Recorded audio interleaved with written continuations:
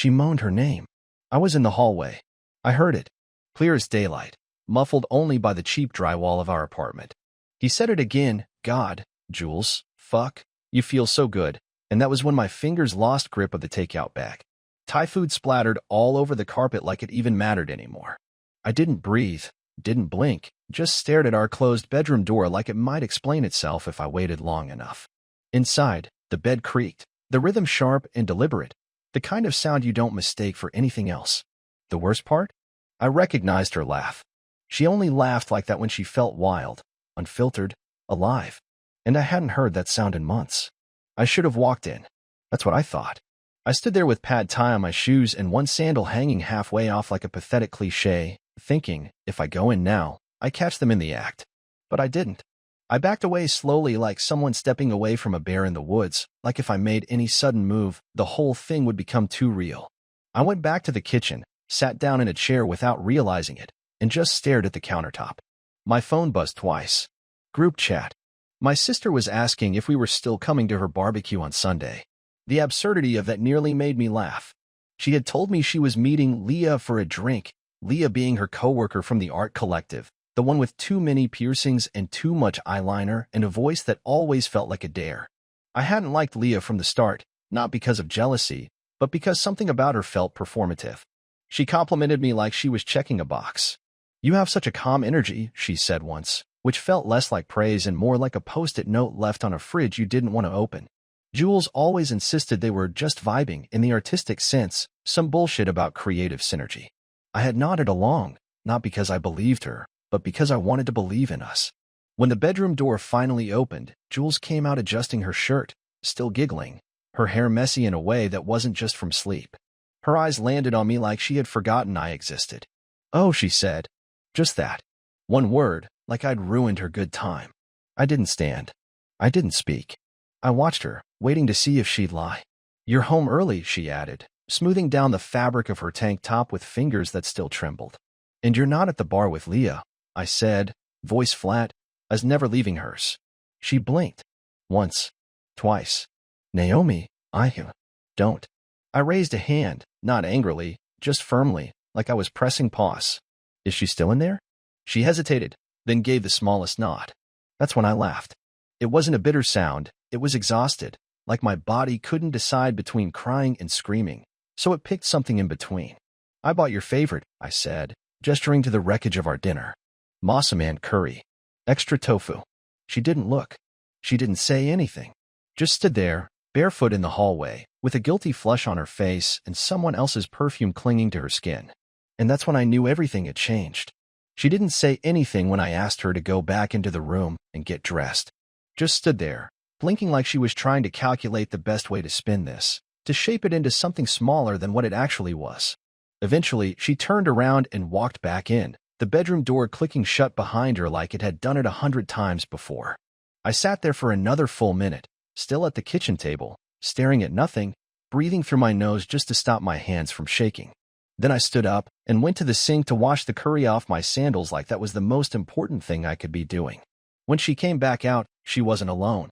Leah followed right behind her, barefoot, wearing one of Jules's shirts like it belonged to her now. Her eyes met mine with that same practiced indifference she always had, like she was already beyond guilt and just waiting for me to play catch-up. Jules looked worse, though. Pale, almost gray. She opened her mouth like she was going to explain something, and I cut her off before she could try. "I want her out," I said, not looking at Leah. "Now." Leah raised her eyebrows, like I was the one being dramatic. Jules reached for her, gently touching her arm, and whispered something I couldn't hear. Leah rolled her eyes but turned and walked back toward the bedroom, probably to grab whatever she'd stripped off earlier. Jules stayed behind, arms crossed, shifting from foot to foot like a teenager caught sneaking in after curfew. I didn't move. I wasn't going to make this easier. "You should have just told me," I said quietly. "I didn't mean for you to find out like this," she replied, her voice dry and flat like someone reading a script they didn't write. "That's what you're going with?" I asked. "You're not sorry. You're just sorry I walked in before she could finish?" "I didn't want to hurt you, Naomi." "Then why did you?" She looked down, chewed the inside of her cheek, the way she always did when she was cornered. "It just happened." I laughed again, this time louder, and not because it was funny. "It just happened?" What is that even supposed to mean? You tripped and fell into her mouth? I didn't plan it, she said. No. You just scheduled it, kept it secret, lied about it, brought her into our bed, and then made sure I wouldn't be home. That's not a plan, right? She rubbed her face with both hands like she was the one who needed comforting. I'm not in love with her. Do you think that makes it better? I asked. I don't know, she said, and then looked up at me with this expression like she was the victim here. I felt alone for a long time, Naomi. You've been distant. I stepped back, stunned not by what she was saying, but by how casually she said it. You're blaming me? No. I'm just saying things haven't been great between us. And cheating makes them better? She didn't answer that one. Leah reappeared with a canvas tote over her shoulder, like she was just leaving a coffee shop. She stopped in front of Jules and leaned in for a kiss, but Jules flinched back, glanced at me, then looked away. You're kidding, Leah muttered. She finds out and now you're embarrassed? Jules didn't respond. Leah turned to me. This has nothing to do with you. I took a step forward before I even realized it. Get the fuck out of my apartment. She rolled her eyes again, clearly enjoying the fact that I was losing it. Gladly. You two can go back to your boring routine and pretend none of this ever happened. She walked out without another word, slamming the door hard enough to rattle the windows. I looked back at Jules, waiting for anything, an apology, an explanation, some kind of remorse. All I got was silence and a slow exhale. So how long? I asked, my voice quieter than before. She sat down at the table across from me, finally meeting my eyes. A couple of months. I nodded. Every time you said you were working late? Not every time. That's comforting. She ran her fingers through her hair, then stared at the floor. I didn't mean to fall into this. It started with drinks after work, late-night texts. I didn't even like her that much at first. Then what changed? She made me feel wanted. And there it was. Not even a creative excuse, just the basic truth in the most selfish form. I stared at her, wondering how many times she had sat at this table and lied to my face. Wondering how many nights I'd gone to bed alone thinking she was just tired or busy. Wondering how I didn't notice, or maybe how I had, and just didn't want to see it. I can't fix this, I said. I know, she replied. We sat there for another 10 minutes without speaking. The food was still on the floor, the smell mixing with the thick, heavy quiet between us. I didn't ask her to leave. Not yet. But I wasn't going to sleep next to her again. Not after this. That night, I locked the bedroom door behind me and slept on the couch, though sleep wasn't really the right word for what I did. I just lay there, staring at the ceiling, listening to the occasional creak of the floorboards and the hum of the refrigerator, every little sound reminding me that she was still in the apartment, just a few feet away, breathing the same air like none of it had happened. At around 2 in the morning, I heard her try the door handle once, then stand there for a while, not knocking, not speaking, just standing there like maybe her presence would be enough to soften me. It wasn't. The next morning, I got up early and left before she could say anything, didn't even bother brushing my hair or grabbing breakfast.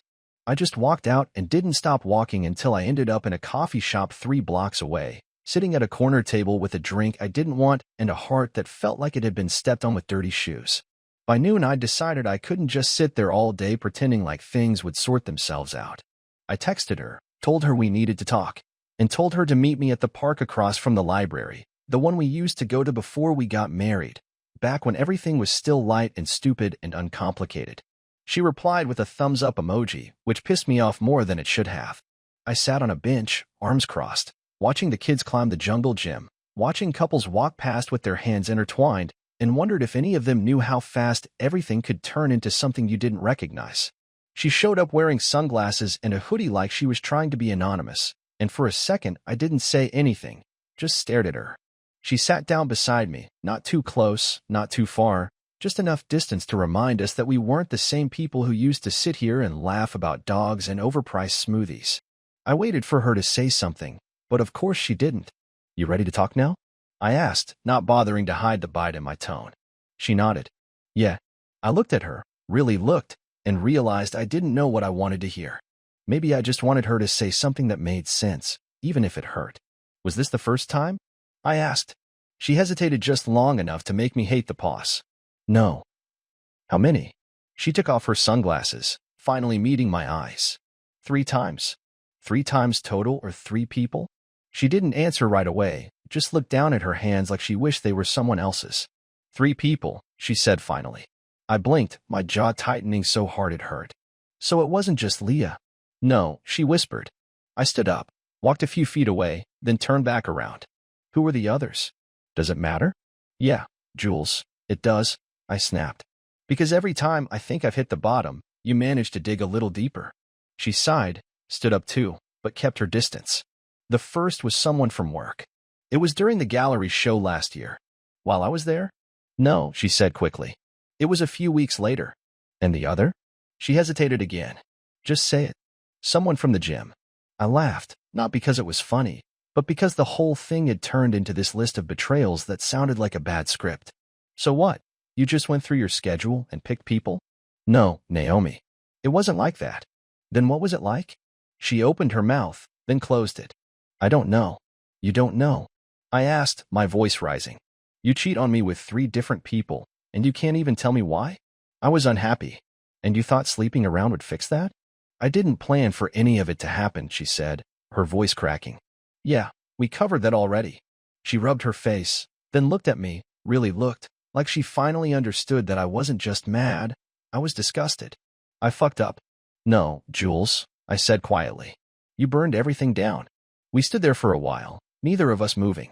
A couple of teenagers walked past us, laughing loudly, and I felt this strange wave of envy that their problems probably involved missed curfews and who kissed who at a party. I don't want to fix this, I said. She didn't react. I'm not interested in salvaging what's left. You made choices. Repeatedly. You looked me in the eye after each one and lied. I know, she said softly. I used to think you were the best thing that ever happened to me, I continued. Now I'm trying to figure out how the hell I didn't see any of this coming. I wish I could take it back. But you can't, I said. And the worst part? I don't even think you would if you could. She didn't deny it. I turned to walk away, and she called after me. Naomi. I stopped but didn't turn around. I did love you, she said. I looked over my shoulder, my face cold. You still don't get it. Love doesn't look like this. Then I left. I didn't wait for her to follow. I didn't talk to her for 3 days. She texted a few times. Once to ask if I was okay, another time to say she was thinking of me, and the last one just said, please don't hate me. I didn't reply. I wasn't angry anymore. I was busy. I had something else to focus on now. I spent those 3 days clearing my head and planning. Not the kind of planning that comes with tears and sad songs and wondering where it all went wrong. No, this was different. I wanted her to feel something she couldn't ignore, not sadness, not guilt, actual consequences. The one thing she had always been good at was avoiding consequences. I knew how much Jules cared about her public image. She built a whole persona online about queer love, creative freedom, empowerment, and being real. She had over 30,000 followers hanging on to every filtered selfie and polished caption. She had a sponsorship lined up with a local art supply brand, and she was organizing a new showcase that she wouldn't shut up about for weeks before I found out what she was really doing with her time. It wasn't about ruining her life. It was about breaking the fantasy she was selling, the one where she was the perfect partner, the faithful wife, the honest artist. I didn't want revenge for me. I wanted the truth out there. I started by gathering everything. Screenshots, dates, locations, every time she lied to my face and every lie I found after. Her phone had been left open enough times over the years that I had plenty to work with. Photos, messages, even her notes app with passwords and reminders about when to meet someone without me knowing. She wasn't careful because she didn't think I'd ever look. She counted on my trust to keep her secret safe. I compiled it all into a file. No comments.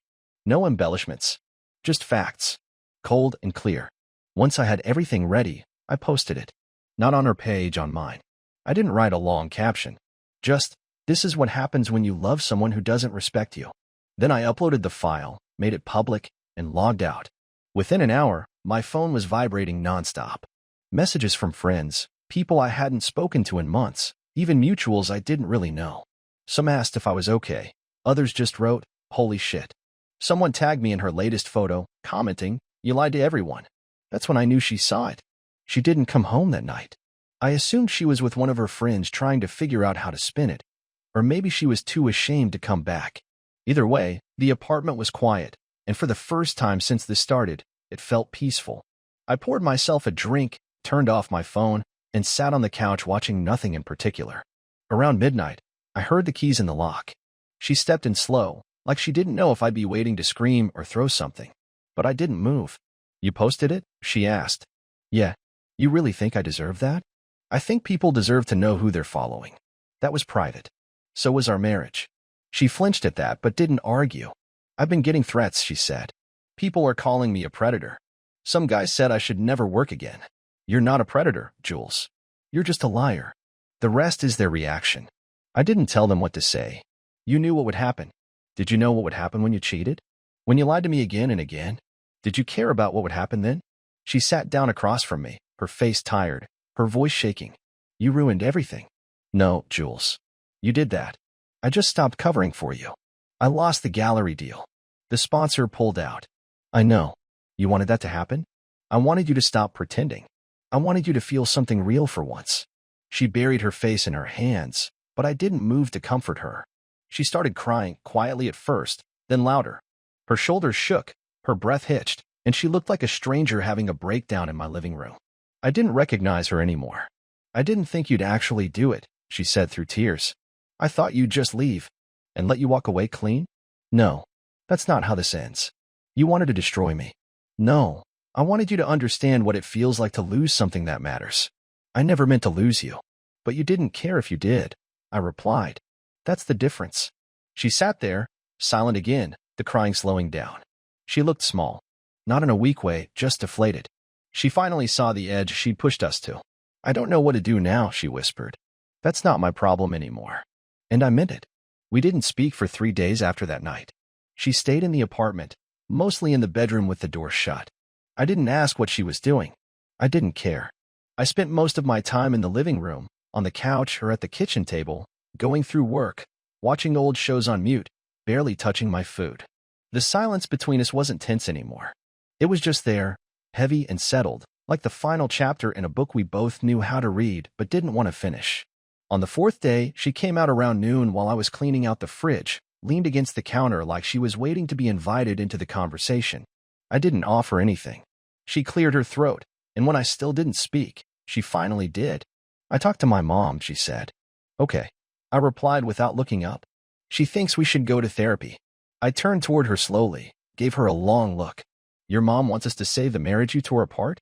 She thinks there's still something here. Maybe for her. She looked down, arms crossed. You really won't even try? You cheated on me with 3 people. You brought one into our bed. You lied to me every week for months. What exactly do you think I'm supposed to try to fix? I'm trying to fix it. No. You're trying to avoid being alone. That's not the same. I'm not, she insisted, but her voice lacked the strength to sell it. You are. You never considered what would happen if I stopped protecting you. Now that people know, you're scared. But you're not sorry. Not really. That's not true. Then why do you only say it when someone's watching? She didn't answer. She looked like she wanted to cry again, but didn't. That was new. A few weeks ago, she would have used tears to change the tone, to get some sympathy, to flip the narrative just enough to make me feel guilty for not comforting her. This time, she stood there and swallowed whatever was building. I miss you, she said after a moment. You miss the version of me that didn't know who you really were. That's not fair. It's not meant to be. She turned away, but she didn't go back to the bedroom. She stayed in the kitchen, opened the cabinet, grabbed a glass, poured herself some water, and stood there like we were just 2 roommates sharing a space. I watched her from the side, realizing that this was probably the last time we'd ever talk about it. I've been thinking, I said finally. She glanced over, waiting. I want you to move out. Her shoulders dropped slightly, not like she was surprised, but like she was tired of waiting for the inevitable. When? As soon as you can. I don't have anywhere lined up. Then get started. I'm not going to beg. I'm not asking you to. She looked at the floor for a long time, then nodded. I'll figure it out. I already spoke to the landlord. I'm keeping the lease. The bills will be transferred to me. She blinked. You already decided. You gave me a lot of time to think. Every time you stayed out late or came home smelling like someone else, I started planning. I didn't know exactly what I'd do, but I knew I'd be doing it alone. She leaned back against the counter, the weight of it all finally landing. So that's it. Yeah, that's it. I don't get to fight for us? You had that chance when you decided whether or not to keep your pants on. That's harsh. No, it's honest.